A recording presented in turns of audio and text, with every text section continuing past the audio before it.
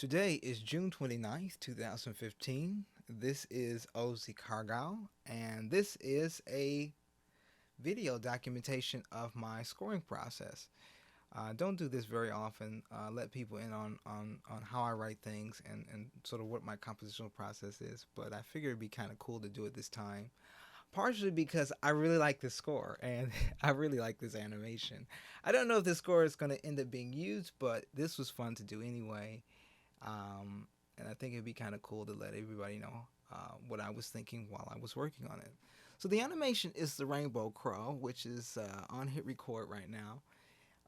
Very poignant tale. It tells the story of the raven, how it was once a beautiful rainbow crow and sort of sacrificed its beauty to bring fire to the earth from the creator God. If you haven't seen the animation, I'll include a link in the description below. And I'm just going to play a little bit of it actually here with the score so you can get an idea of what I did, and then I'll go back and start talking about the various elements.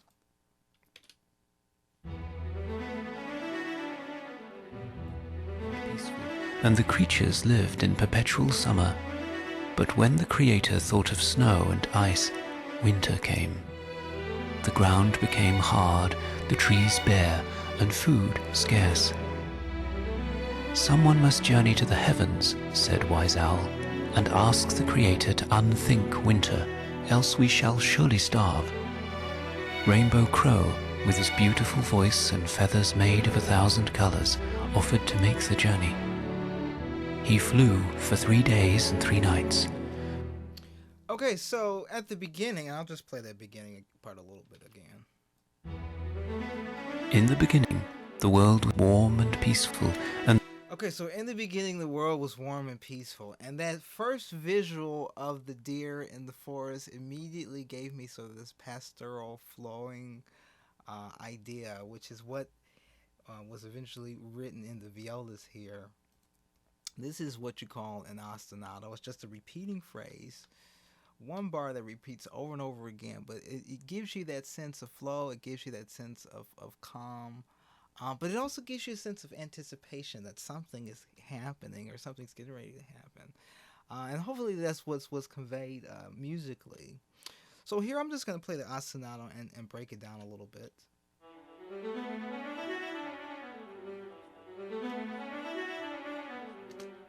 So the main thing to notice here, it is in E Dorian. You see this key signature over here, it looks like D major, but that is also the key signature for E Dorian. And the Dorian mode is really kind of cool. So we're just flowing through that, and then we have these accents on the first beat, third beat, and then in the next time that the ostinato repeats, we have more accents. We kind of double the accents there. So we have da, dum, dee da, da, da, da, da, da. And the reason I decided to do the accents on the second time is just to heighten that anticipation. You may not really hear it distinctively in the patches, but you'll feel it. And at the beginning, it's doubled here with the cellos.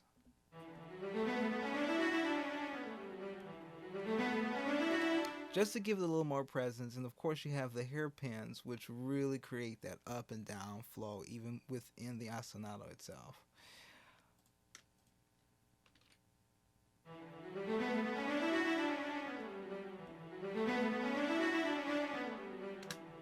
The next element is the pizzicato in the bass.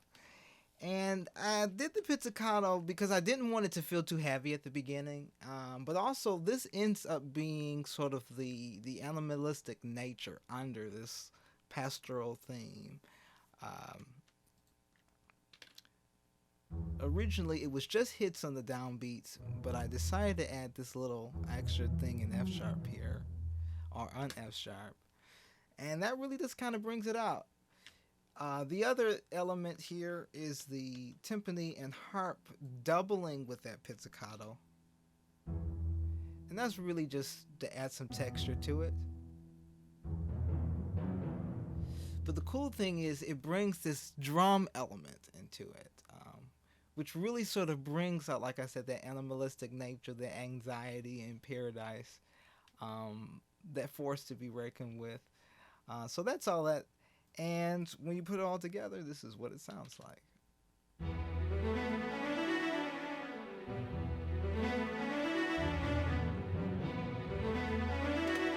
Perhaps the last element that I should mention briefly here is the tremolo and the violins. And that's just to fill that space and create just a little more agitation at the beginning. So moving on from that part,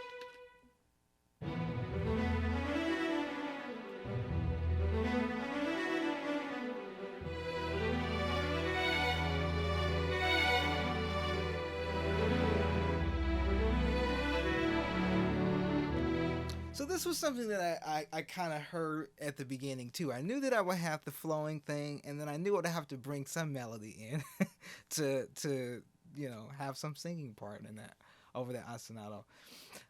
This was composed on the piano.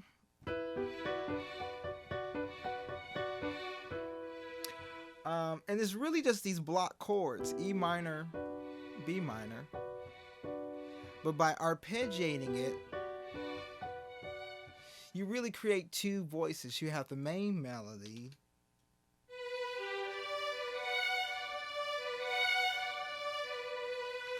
and then you have the counter voice.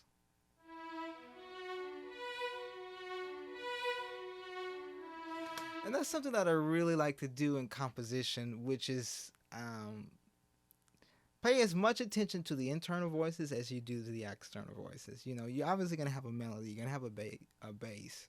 But what goes on the inside is just as important. Even when you look here at the cellos, they have a counter melody as well.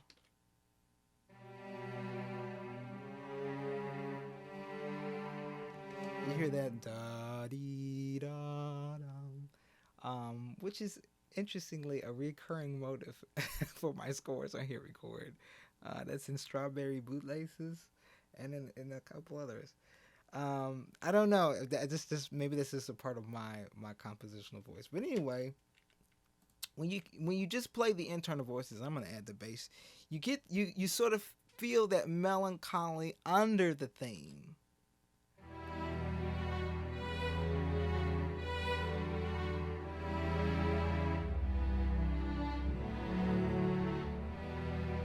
So that's what's singing under that, and I think that's what really adds to the emotion of the piece. And of course, you have the violas, which continue with the opening ostinato.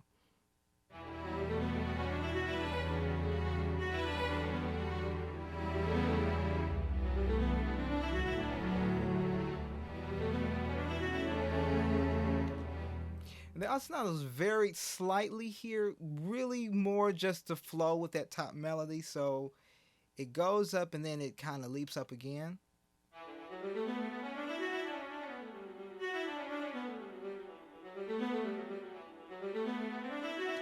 You can hear that with the melody.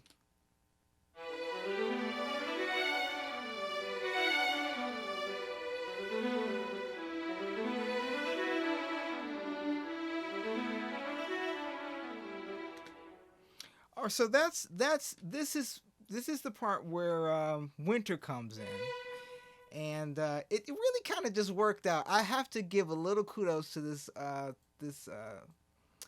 tempo marking here. A dotted quarter equals 83. Not the most even number by far, but for whatever reason, this gave me just enough speed in the ostinato to get that flowing, flying feel. But then it also worked out so that a lot of the cutting points of the animation fall right on the downbeats at the beginning of these sections. Just to kind of review, this is the part where winter falls. I'll turn that volume up. Winter came. The ground became hard, the trees bare, and food scarce. So this then by default becomes the forest theme. This becomes the winter theme. This becomes the thing that represents all the other animals in the story. There were a couple other elements here at this beginning section, which repeats twice. I took the original idea of the pizzicato and kept it in the timpani, just kind of droning on that E, and it's also with the harp. And it's kind of low in terms of volume, so you won't really hear it as much as you'll feel it. But again, that's sort of one of the secrets of composition, at least in my mind, is layering elements so that even though the listener may not be distinctly aware of all of them, unless of course you tell them to listen for them, those elements are still there. And then when the time comes, you can bring those elements out. And I'll show you how I did that with the timpani a little later. So here's that next section.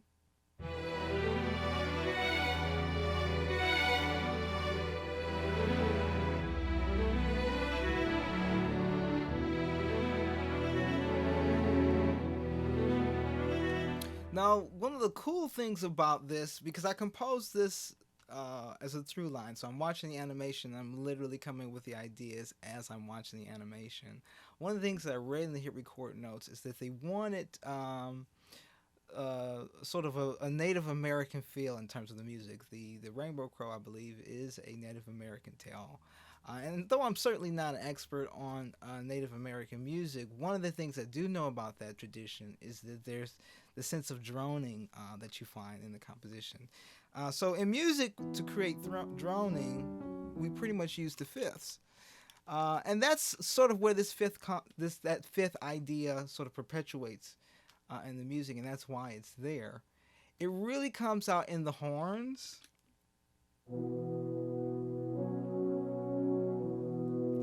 And they're there just to swell the energy at just the right place. They become a much more important element as we move on. But listen for that. Listen for how the horns come in, swelling with the energy of the piece.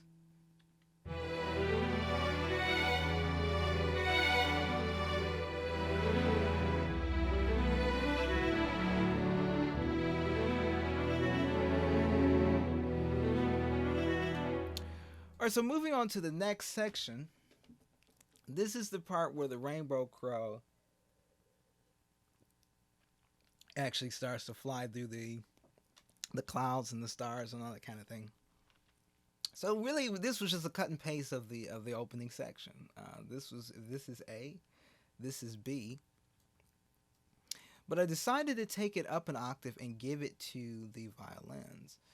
So you really get the sense of full flight motion of it. And then the pizzicato element returns, but it's doubled in the violas, and I allow the cellos to continue with the sort of the droning harmonies that they had in the opening. The clouds and the stars. He flew higher than any bird had ever flown until, at last, he found the Creator. To draw his eye, Rainbow...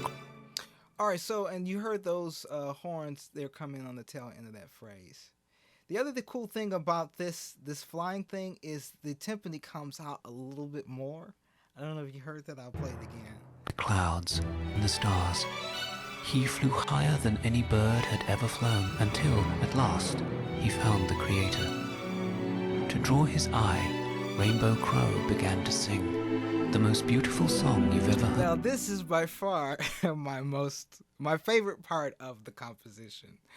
And this melody is the singing of the crow. Now, originally the idea was to give that to a flute because the flute represents the bird, sort of traditionally in orchestral settings.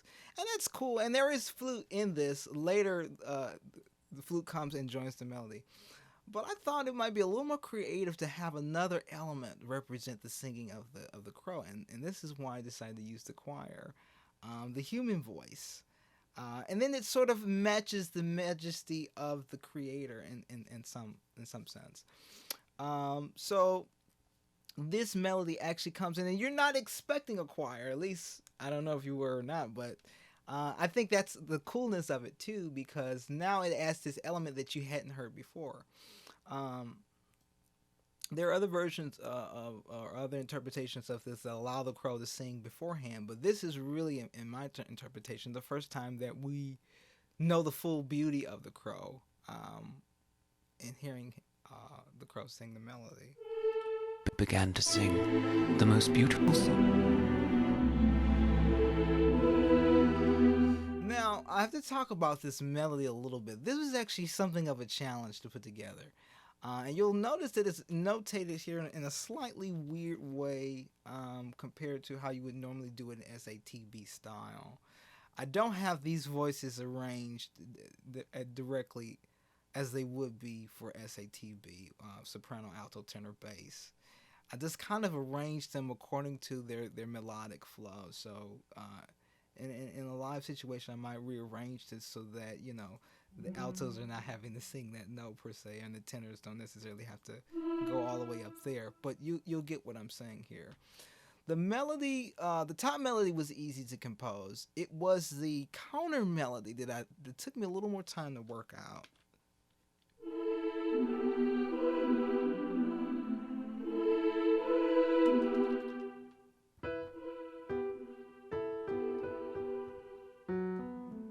You can hear the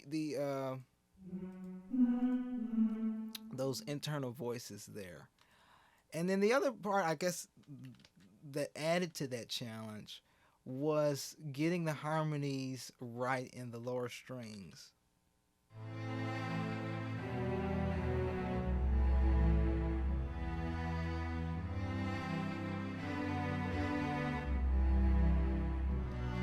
And it's a simple technique here. A lot of times when you have at least the way that I orchestrate the lower strings, I do use this technique where I have a root, fifth, and then put the third on the top, right? But every now and again, you can reinterpret that chord. So this is a root position chord. You can reinterpret that chord by changing the voicing. Just changing the internal voice, and you get something a little different. Or you can take what would normally be a third or some other voicing the chord and put it on the bottom. So this is actually a C chord that I'm playing. It was straight out of that E minor, but now it's a C chord just by changing that bottom voice. So you hear that reinterpretation in the strings. It's subtle, but it's there. And then you have the same example here, just with the slight change. You hear that? So those kind of elements, weaving the emotion a little bit. The interesting thing here too is how the melody in the lower strings came out. There are a lot of counter melodies and interwoven melodies. If you hear it, as you remember, I doubled the violas, doubled the bass with the violas. Just to give the pizzicato a little more presence. And then when it came to this next section, I just decided to keep it.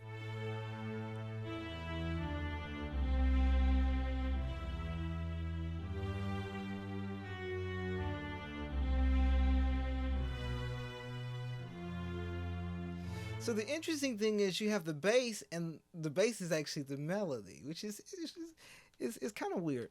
And I like this because really what it does is it brings out melodies that you wouldn't have necessarily thought of yourself, but are nevertheless sort of hidden inside of the music.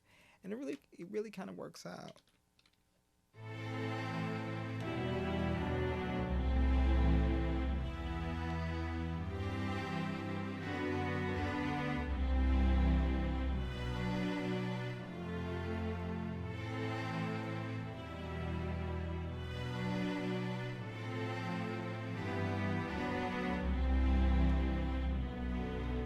And the cool thing about it is it's not that prominent. I did put it at mezzo forte just to bring it down a little bit to make sure that it didn't overpower what we were doing with the chorus. But that melody still really serves the lower strings just as a counter melody to the main melody. In terms of the tenors too, this is just a little more cut and pasting that we did. I took the cello line at the bottom, put it in the tenors, and then took the second voice and flipped it up an octave, if that makes sense. So the tenors are really singing exactly what the cellos are singing.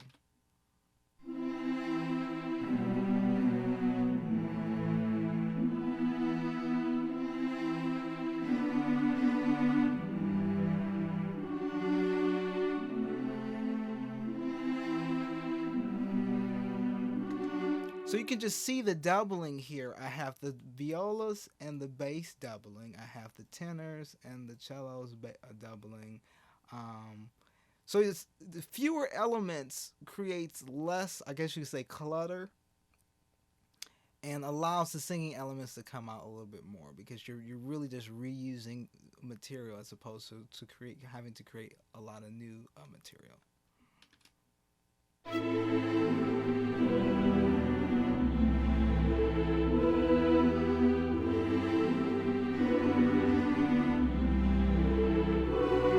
Just one last thing here. The coolness of this in my mind is that the choir represents the majesty of the bird.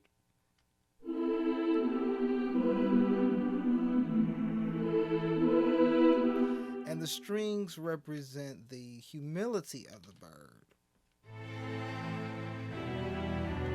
And I'm bringing that up because later that becomes really important, especially in this section where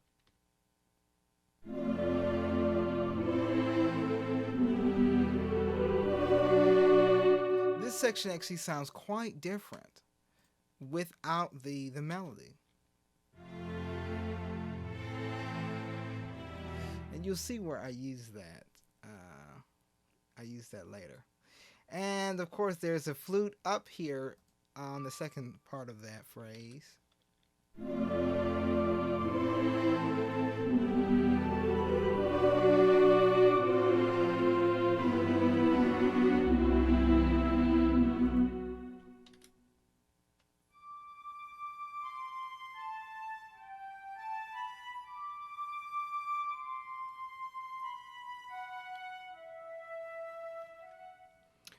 So you get that, you do get a little flute element in there. But again, the flute is not the main representation of the bird. It really is that chorus. Okay, so this is the part of the story where the creator is being petitioned by the bird,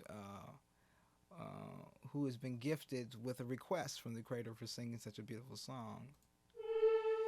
And it takes us right into the next section. Will you not unthink winter and return warmth to the world? But the Creator could not unthink winter, for once a thing was thought, it could not be unthought. Do not despair. So coming right out of that sort of surprise elevation into the clouds and this majesty of the chorus and everything with the creator, when the creator breaks it down and says, okay, look, we can't unthink things.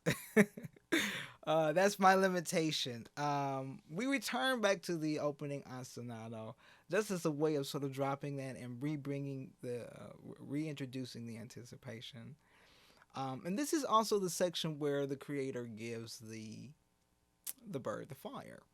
So the fire is represented by the singular note, this B.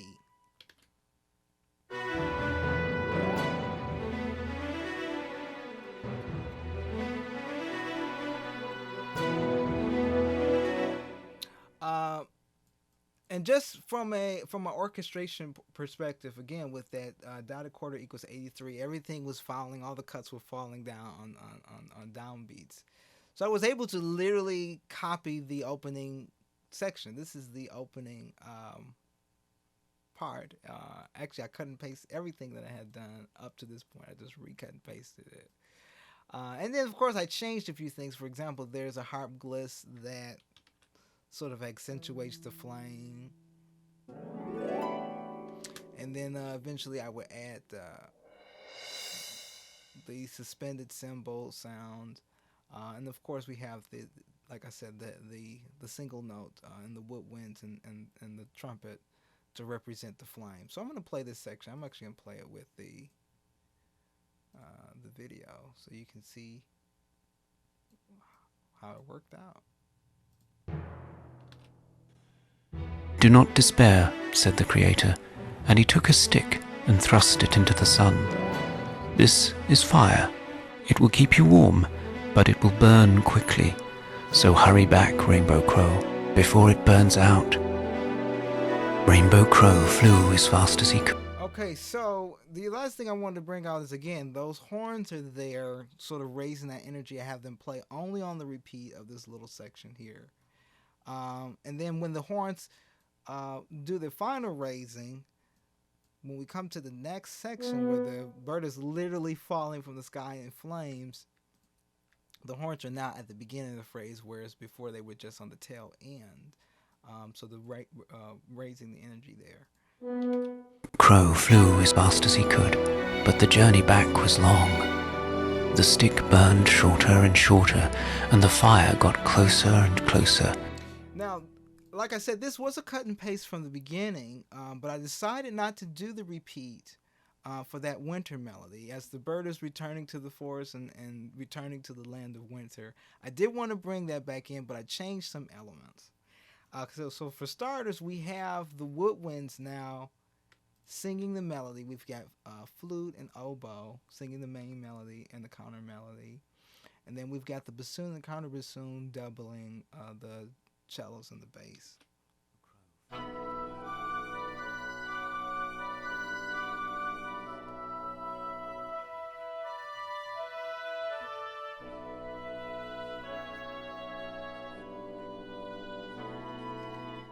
And that's really where you can start really hearing sort of that Native American element coming out. And then on the end of the phrase, I actually bring the violins into to play the ostinato with the rest of the orchestra. As fast as he could, but the journey back was long. The stick burned shorter and shorter, and the fire got closer and closer. Soon So the idea is to heighten the anticipation just by taking the elements that are already there and maybe taking them up an octave in the case of the violins, or doubling them with other instruments in the case of the horns, or the cellos and the bassoons. And of course, our little fire motif, which is just a single note, is still there, played, and the trumpets, and we've got it with the clarinets and the English horn. When we get here, by the time we get here, the bird is presumably really in flames. So the only way to really convey that, well, at least in my mind, was just to add more agitation in the ostinato. So I actually end up taking it here to the woodwinds. I'm just going to play this section so you'll know where we are. filled with smoke and soot, but Rain Crow did not let go. He flew, and finally, in a ball of flames, he fell from the sky, bringing fire to the...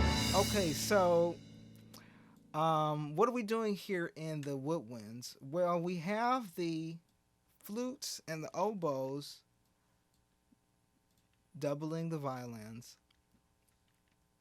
But you'll notice there's something interesting that I've done here. I've taken the ostinato and brought it down a fourth, or you could say taking it up a fifth. Anyway, we've got the drone now in the ostinato itself. I don't know if you can hear that. I'm going to slow it down.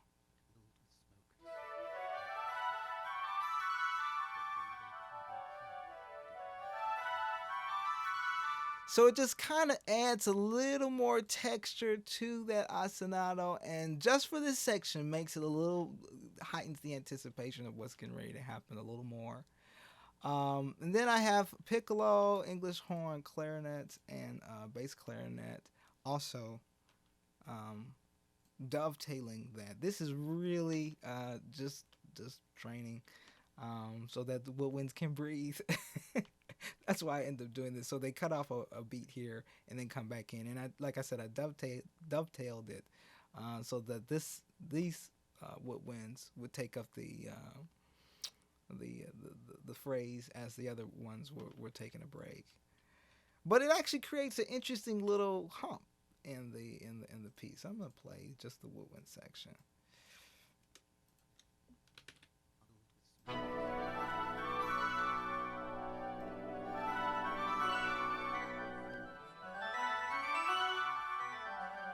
So it creates like a hill, like that. But of course, the fire is really brought out by the trumpets.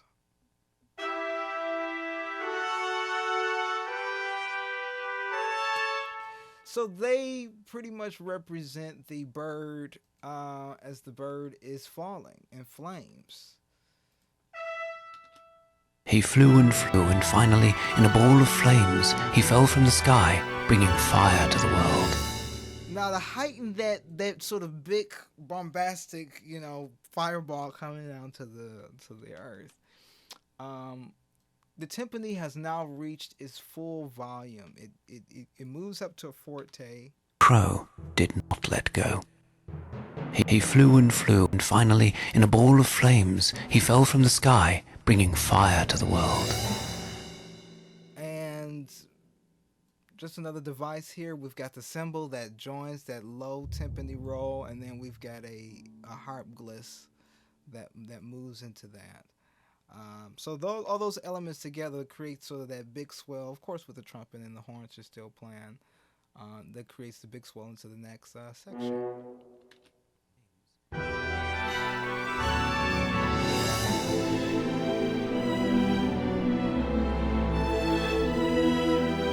So we return to my favorite thing, which is really now the chorus of the piece. We bring the melody in with the violins, so of course that gives it an extra height.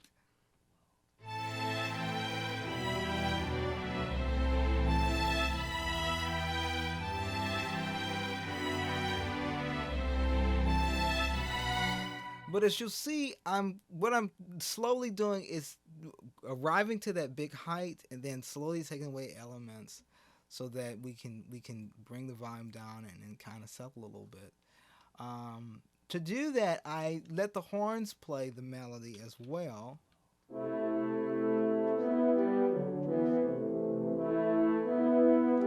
And then I buffered that or grounded that a little bit more by the trombones just in that little section to add some more weight to the majesty.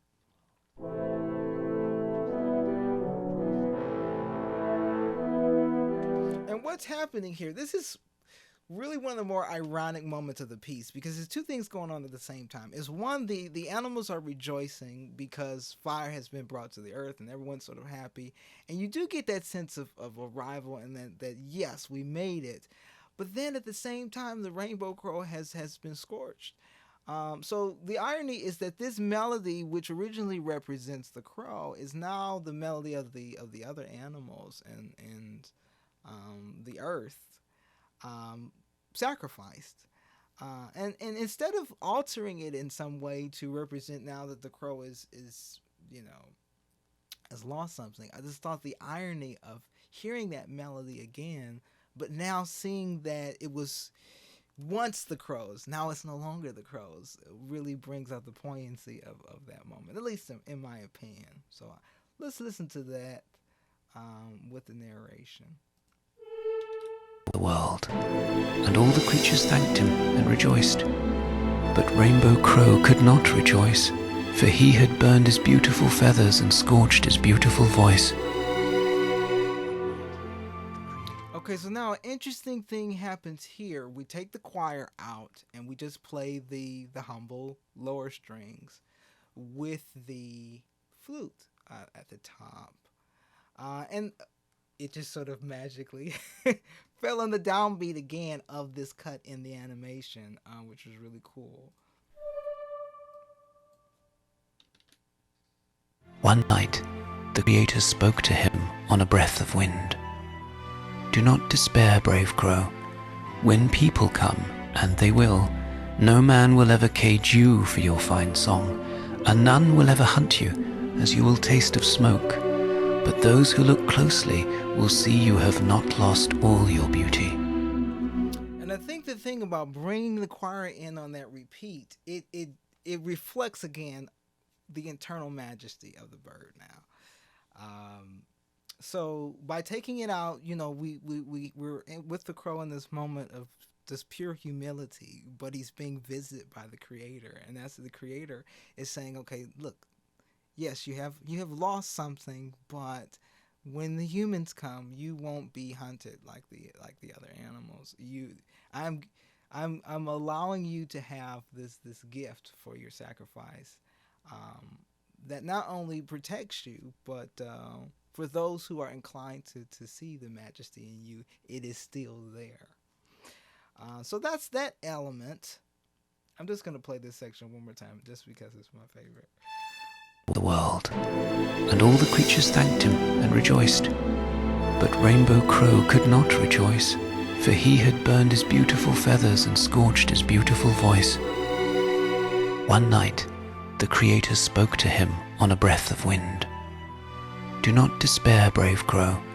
When people come, and they will, no man will ever cage you for your fine song, and none will ever hunt you, as you will taste of smoke. But those who look closely will see you have not lost all your beauty. And it's true. The next time you see a crow feather, Okay, so to end the piece here, I just brought back, literally cut and paste that original element where you have the high strings playing the ostinato.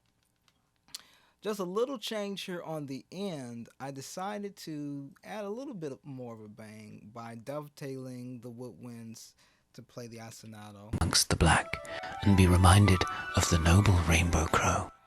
Um, and this is actually the only part in the orchestra where pretty much all the string instruments are playing the ostinato. I'm using repeats here. And just a little note about repeats. I used to think that repeats were like a classical no-no, but you see them in jazz all the time, and I figure, well, why not? Why not bring these elements in, especially if you're going to be using these elements over and over again. It certainly cleans things up in Sibelius a little bit. I imagine that there are musicians out there who would appreciate that idea as well, because essentially what these repeats say is, hey, look, I'm not going to make you sight read all of those notes. I'm just doing this over and over again, but I want you to do it like this. So do it again. So that's what that is. But anyway, here, this is the part where the ostinato is played by pretty much all the strings.